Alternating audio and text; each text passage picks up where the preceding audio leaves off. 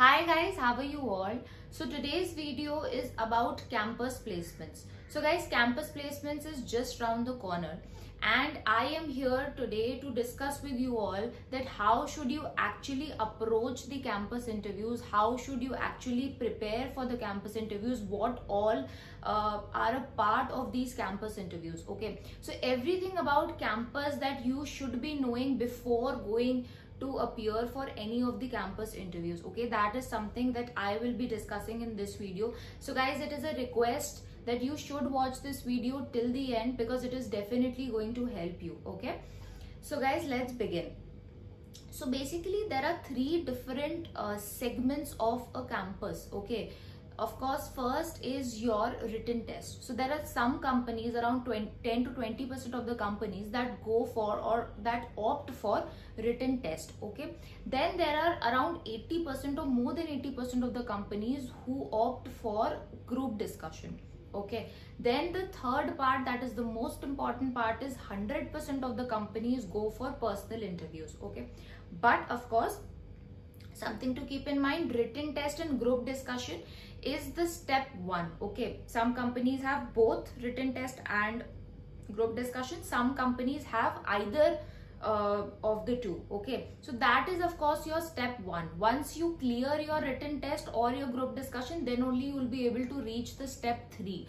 So all the three segments is that you need to work upon if you have to reach the final stage and clear the or crack the interview process. Okay, so starting with the first one, that is your written test. So guys, written test is very company specific. Okay, nobody can tell you what kind of a written test can happen. Okay, but it is actually depending upon the company, the requirement of the company, what that company is actually looking for in a candidate. There might be a company who wants to assess the mathematical brain of the candidate. There might be a company who wants to see the logical reasoning of the candidate. There might be a company who wants to judge the analytical brain. Okay, so it's kind of an aptitude test. Basically, they are trying to test your brain. How well is your brain working? How fast is your brain working? If you're able to answer the questions, all the questions or not, if you're able to answer all the questions correctly or not. Okay, so those are some kinds of tests that happen. Okay, psychometric test is another form of test that can be a part of your written test. Okay, so guys, in written test, honestly, there is nothing that I would say that you should prepare, but yes, I think everything that was a part of course might also be asked as part of your written test. And of course, normal aptitude test to judge your knowledge, current affairs might be asked, of course. Okay, questions related to general knowledge might be asked. So these are some kinds of things that you can actually maybe just go through or flip through, because these might be asked in a written test. Okay, but there's nothing specific. Okay, now coming to the second segment of the campus interviews, which is quite important, that is your group discussions. Guys, because 60 to 70% of the lot gets out from the interview process in the group discussions. And since we guys are from the CA background and we don't have any kind of mock group discussions that we've been able to do, or because we did not go to the colleges and we did not have that kind of practice. Okay, so we are not trained enough to go for a group discussion. So that is, I think, something that you guys should focus on. Okay, now what you should focus on in a group discussion. Guys, always remember there are three important things that are being tested by the interviewer or by the person who is observing you in a group discussion. Okay, first is your content. That is the most important. Your content should be absolutely proper, different from what others are speaking. Obviously, it should be out of the box. Okay, it shouldn't be a repetition of what the other person has already spoken up. Okay, it should be something unique, it should be something different, it should be something that is a level above of what others have already spoken. Okay, so your content should be crystal clear, and that is the main focus. Okay, then the second important thing is your confidence. Okay, so if you are confident enough about whatever you are speaking, then that is the next very important thing.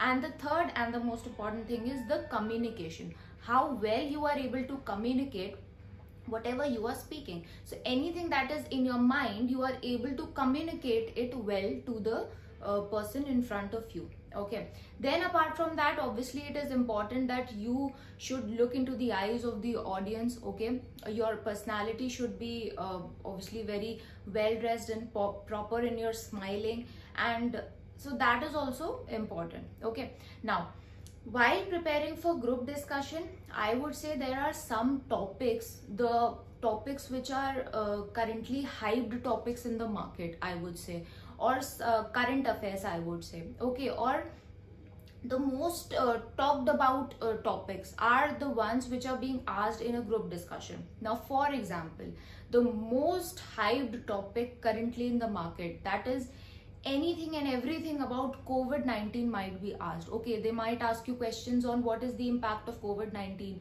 on the industries, okay, on the various industries or on the economy. Okay, they might ask you what are your views on the third wave of COVID-19. They might ask you what do you think was the impact of the second wave on the economy. They might ask you something related to the vaccination status in India and how do you think is it going, and what are the loopholes that are there in the vaccination drives that are happening. Okay, so anything related to COVID-19, there's a high probability that might be asked. Okay, then apart from that, there might be questions related to maybe related to the Modi government. Okay, or something related to artificial intelligence or other digitization related topics. Okay, then there might be questions related to maybe bitcoins or any other cryptocurrency. Okay, so these kind of hot topics or the most talked about topics in the town. Okay, those are the ones which are asked in a group discussion. Okay, so guys, there's a website by groupdiscussionideas.com. I am also mentioning the link of that website in the description box below. That is a very helpful site. I had personally gone through most of the top topics of this website, and this was really helpful, guys, because most of the topics which I had encountered in my campus group discussions were from this website, because this website contains all kinds of topics. Okay, so it's really important, so you must go through this website. Okay, then coming to the third and the most important segment of your campus placement, that is your interviews. Okay, so guys, in interviews, again, those three elements you should never forget: your content that you are delivering, the confidence with which you are delivering that content, and the communication. You should be able to communicate that content very well in front of the interviewer. Okay, so guys, in interviews, there are 4 different types or sets of questions that are always asked. Okay, before jumping on to those 4 types of questions, there is a question that is always asked in the beginning of any interview. Okay, more than 90% of the interviews start with this question. Interview starts with this question, that please introduce yourself or run me through your CV or your resume. Okay, so these are the 2 questions which are asked by almost every interviewer, which you should prepare, because you should be able to introduce yourself in a way which is good for the interviewer to hear. Something exciting about yourself you can include in your introduction, so that the interviewer has a good first impression about you. Okay, now coming to the 4 different types of questions that I was talking about. Guys, first type of question is your course related questions. Okay, so there can be questions which are related to your course. For example, they might ask you about any AS, any Ind AS, okay, any standard of auditing they might ask you. They might ask you about any provision of the company law or any other law they might ask you which was a part of your course. Okay, if they are asking you something out of the course, if you know about it, you can just tell them. Otherwise, you can just tell them that it was not a part of your course, and you have limited knowledge about it, and this is what you know about it. Okay, so guys, it is okay if you don't know anything, and even if something was a part of your course and if you don't know that entirely, that is also completely all right. Okay, but you have to be confident enough to tell them that this is something that you are not very sure of or not very confident of as a topic. Okay, so anything related to your course might be asked. Obviously the important things, the important provisions or the important AS, IND-AS or essays. Okay, then they might also ask you about maybe the types of audit.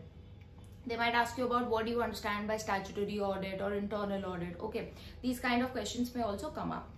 Now the next set of questions is your CV related questions. Okay guys, anything, everything that you have mentioned in your CV, in your resume, is what you are expected to know. Okay, you are not expected to be blank when you are being asked a question from your CV, because that is what you have written yourself, that I know about this topic or I have done this topic. Okay, so that is something that is expected from you, that you should be knowing about whatever you've written in your CV. And if you think you have something in your CV which is not correct, okay, then you should immediately revise your CV and you should give your CV to them so that they can refer that CV only. Okay, so that is the second most important part.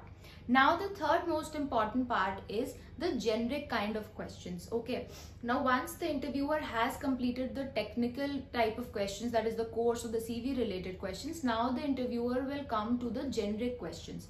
Generic questions can be that why did you opt for chartered accountancy course? Okay, then why did it take so long to clear the CA course, or why so many attempts? Okay, then there could be questions around why do you want to be a part of this company specifically? Okay, why not any other company? They might ask you why this profile specifically. For example, if you're being interviewed for internal audit, they might ask you why internal audit, why not statutory audit? Okay, then there can be questions around what are your hobbies? Okay, what do you like doing when you are free? Okay, then they might ask you what are your two biggest strengths and two weaknesses, and then there can be questions around those strengths and weaknesses. Okay, then guys, generic questions will also include some kinds of situations that they will give you. For example, they will give you a situation that you are into a situation where you have a client deadline to meet, and also at that very moment your subordinate or your colleague is not supporting you in work. Okay, that person is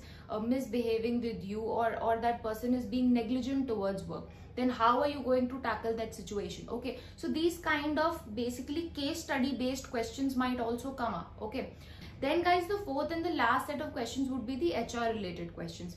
Normal questions related to if you are open for travel or not, if you are okay to relocate to the location that you are being interviewed for. Okay, then the next question could be if you are okay for 6 days a week, if you are okay for working from office. Okay, because the offices will be open in some period of time. Okay, so these kind of HR related questions will also be asked. Okay, so guys, that was all about campus interviews, and since I understand this time it will be virtually happening, so obviously I would suggest you guys to have a good internet connection. Okay, and obviously the background of your video should be obviously it should be proper, it shouldn't be cluttered, it shouldn't be something dirty, but that is something that is pleasing to the eyes of the interviewer. Okay, you should be well dressed, you should always have a smile on your face. These are some basic things that you all know. Okay, but yes, obviously internet connection, Wi-Fi is also very, very important, because it irritates the interviewer sometimes if you have a bad connection and if it is going on and off again and again. Okay, so guys, that was all from my side for this video. Thank you so much for watching this video. Please don't forget to subscribe to the channel if you haven't, and also hit the like button and share it with your friends. Thank you so much guys. Thank you for all the love and support.